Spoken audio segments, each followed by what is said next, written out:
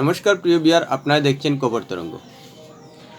হরিয়ানার পর মহারাষ্ট্রে হারার পর কংগ্রেস রীতিমতো হতাশায় ডুবে রয়েছে, যার ফল নির্বাচন কমিশনে অভিযোগ জানিয়েছে। অভিযোগ, ভোটার তালিকা থেকে ভোট গণনা পর্যন্ত কারচুপি হয়েছে। এর পাল্টা দিয়েছে বিজেপি। কংগ্রেসের নেতাদের নির্বাচনে জেতার নৈতিকতা নিয়েই প্রশ্ন তুলে দিল। প্রিয় বিয়ার, ভিডিওটি ভালো লাগলে সাবস্ক্রাইব করবেন, এতে আপনার ক্ষতি হবে না। হরিয়ানার পর মহারাষ্ট্রেও কংগ্রেস ক্ষমতায় ফিরতে পারল না এবং আশানুরূপ ফল করতে পারেনি, সেটা পরিষ্কার ফলাফলে।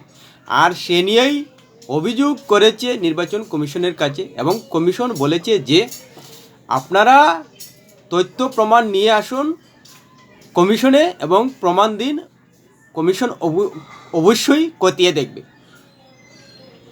কংগ্রেসের অভিযোগ কি? অভিযোগ,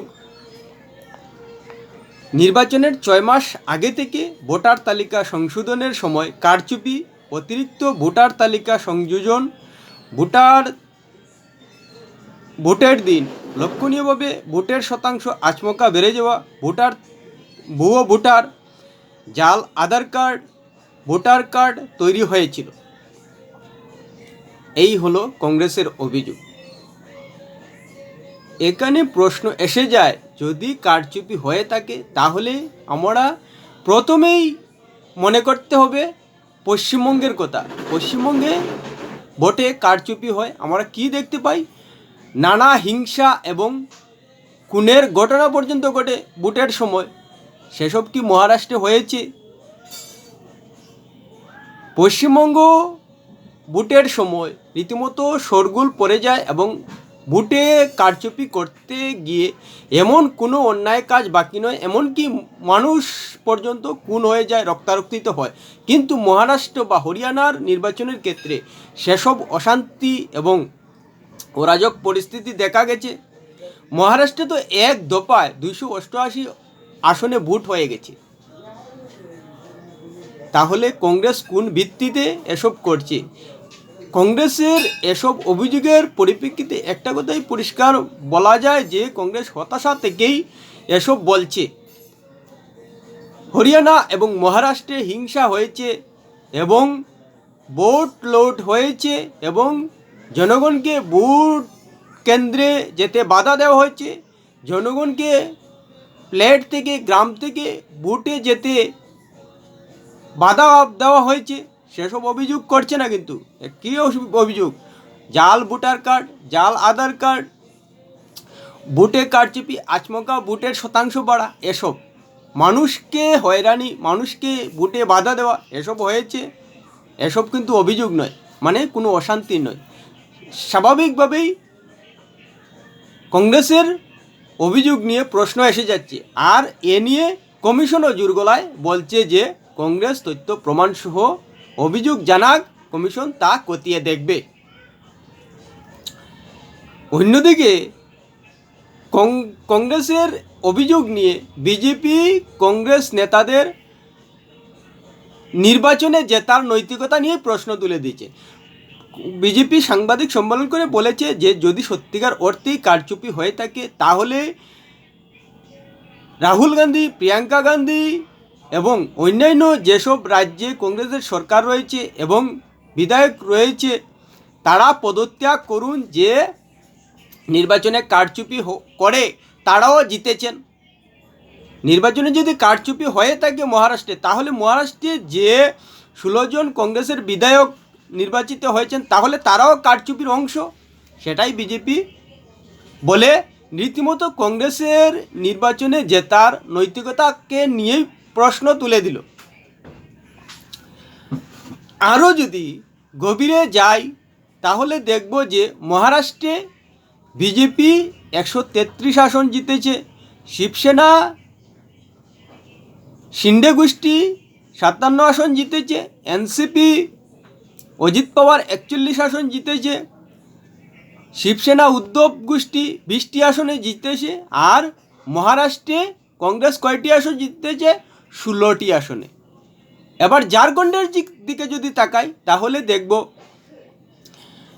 ঝাড়খণ্ড মুক্তি মোর্চা 31টি আসন জিতেছে, বিজেপি 24টি আসন জিতেছে, কংগ্রেস মাত্র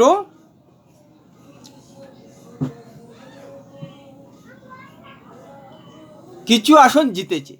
তার মানে দেখা যাচ্ছে যে আঞ্চলিক দল থেকেও মহারাষ্ট্র এবং ঝাড়খণ্ডে কংগ্রেস দুর্বল। আঞ্চলিক দল যে আসন পাচ্ছে সেই আসন কংগ্রেস পাচ্ছে না। তাহলে আঞ্চলিক দলগুলো যেখানে বিজেপির বিরুদ্ধে অভিযোগ করছে না, কংগ্রেস কেন করছে? এখানেই কংগ্রেসের হতাশার চিত্র পরিষ্কার হয়ে যাচ্ছে যে জাতীয় স্তরের সবচেয়ে পূর্ণ এবং অন্যতম বড় দল হয়েও আঞ্চলিক দলগুলোর সঙ্গে লড়াইয়ের ময়দানে, ভোটের ময়দানে টক্কর দিতে পারছে না।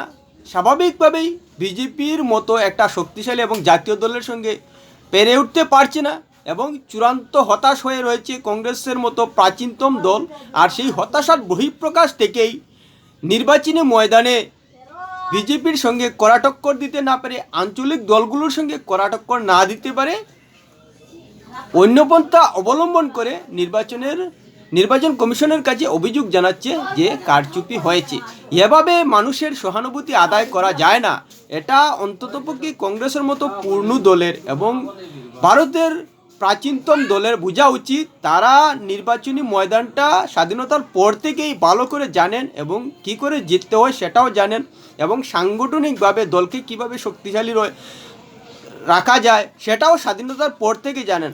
সেসব দিক দিয়ে নিজেদের পর্যালোচনা না করে শুধু কারচুপি হয়েছে বলে মানুষের সহানুভূতি আদায় করা যায় না। মানুষের সহানুভূতি কী করে আদায় করা যায় সেটা আশা করি বিজেপির থেকে কংগ্রেস ভালো বুঝে। কিন্তু কংগ্রেস যে শুধু অন্য উপায় নিয়ে মানুষের সহানুভূতি আদায় করার চেষ্টা করছে সেটাই পরিষ্কার হয়ে যাচ্ছে।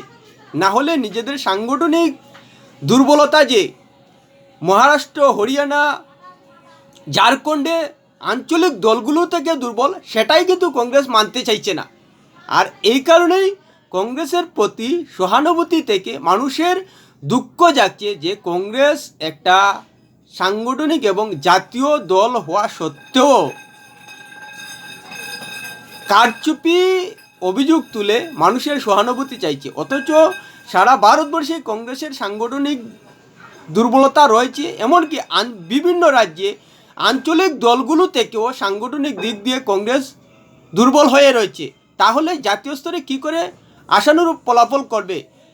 এক্ষেত্রে পরিষ্কার বলে দেওয়া যায়, আসাম, পশ্চিমবঙ্গ, ঝাড়খণ্ড, মহারাষ্ট্র, দিল্লি এসব রাজ্যে কংগ্রেসের সাংগঠনিক অবস্থা আঞ্চলিক দলগুলো থেকে দুর্বল, কিন্তু কংগ্রেস জাতীয় স্তরের তকমায় নিজেদের আত্মগরিমায় ভুগছে। যার কারণে আঞ্চলিক দলগুলো থেকেও যে তারা কোনো কোনো রাজ্যে দুর্বল হয়ে রয়েছে সেটা মানতে পারছে না এবং হতাশায় ভুগছে। আর জাতীয় স্তরের তকমা নিয়ে বিজেপির সঙ্গে শুধু কারচুপির অভিযোগ তুলে মানুষের মধ্যে সহানুভূতির আদায়ের চেষ্টা করে যাচ্ছে। অথচ তারা যে বিভিন্ন রাজ্যে আঞ্চলিক দলগুলো থেকেও দুর্বল হয়ে গেছে সেই সত্যটা তারা মানতে পারছে না। যার কারণে কংগ্রেসের প্রতি মানুষের সহানুভূতি নয় বরং দুঃখ যাচ্ছে যে একটা সাংগঠনিকভাবে শক্তিশালী এবং প্রাচীনতম দল হয়েও কী করে এবং সাংগঠনিকভাবে কীভাবে সফলতা অর্জন করা যায় এবং নির্বাচনে কীভাবে সফলতা অর্জন করা যায় এত অভিজ্ঞতা থাকা সত্ত্বেও মানুষের সহানুভূতি আদায়ের জন্য কারচুপির অভিযোগ তুলছে। অথচ কংগ্রেস চেষ্টা করলেই নিজেদের দলের ভিত্তির উপর ভরসা করে সাংগঠনিক এবং নির্বাচনী সফলতার ইতিহাস ঘেটে নিজেদের পুনরুজ্জীবিত করতে পারে, কিন্তু তারা সেই রাস্তায় যাচ্ছেই না। শুধু ব্যর্থভাবে পরিচিত এবং ব্যর্থতার তকমা নিয়ে বসা রাহুল গান্ধীকেই ভরসা করে এখনও কংগ্রেস লড়ে যাচ্ছে। অথচ পরীক্ষিত সত্য যে রাহুল গান্ধী 2-3 বার লোকসভা নির্বাচনে এবং বিভিন্ন রাজ্যের বিধানসভা নির্বাচনে ব্যর্থ হয়ে রয়েছেন। এখানে রাহুল গান্ধীর দ্বারা যে আর কংগ্রেসকে পুনরুদ্ধার করা সম্ভব না সাধারণ মানুষ বুঝতে পারছেন, কিন্তু কংগ্রেস দল বুঝতে পারছে না। এটাই সব থেকে কংগ্রেসের জন্য দুর্ভাগ্যজনক, এবং এভাবে চলতে থাকলে কংগ্রেস সহানুভূতি তো দূরের কথা, বরং মানুষের আরও দিন দিন কংগ্রেসের প্রতি দুঃখই বাড়বে, আর এতে কংগ্রেস দল আরও দিন দিন দুর্বলই হবে। প্রিয় বিয়ার, ভিডিওটি ভালো লাগলে লাইক শেয়ার কমেন্ট করবেন।